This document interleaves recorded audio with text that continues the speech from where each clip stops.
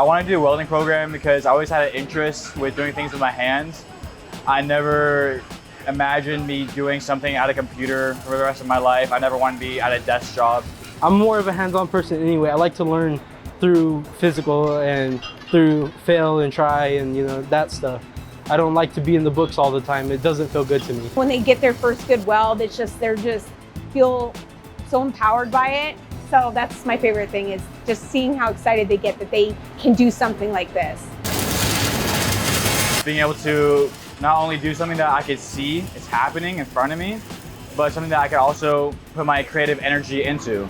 There's a lot of outlets in welding. You could do structural, you could do this and that, but you also do artistic things. You could make things for yourself while also making things that makes you money. You can do ornamental welding, which is gates and fences. You can go a step further, you can do pipe welding, you can do TIG welding, work on vehicles, you can do hydro tanks. The possibilities are endless. I balance high school, I balance a job, and I balance this.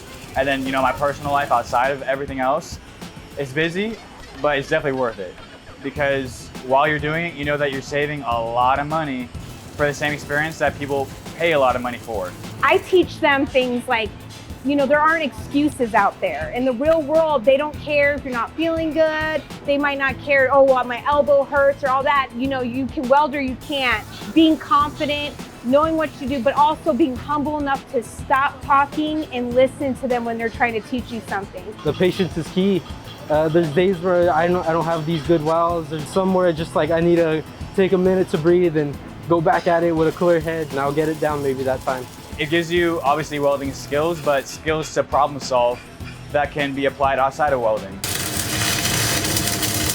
Sometimes it's hard, sometimes it's grueling, but it's good, and you learn a lot from this. But in high school, you only get one try at certain things. But here it's like, you fail, you gotta go again. And then when you're testing, she wants you to know it. That's why you're gonna take it multiple times. I want the best. I tell them things like, what's that look like to you? When you look at it, is it pretty? Things like that. You tell me what's wrong with it. Get them problem solving, not just, yes, you passed the weld, check mark.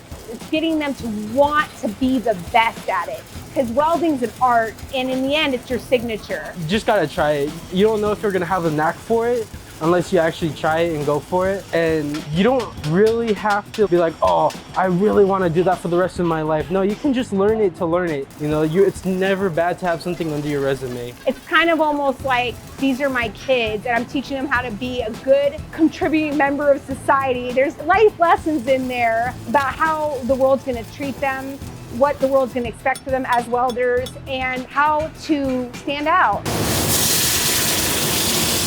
At the end of the day, I want to be happy, I want to be comfortable in my life, I want to be fulfilled.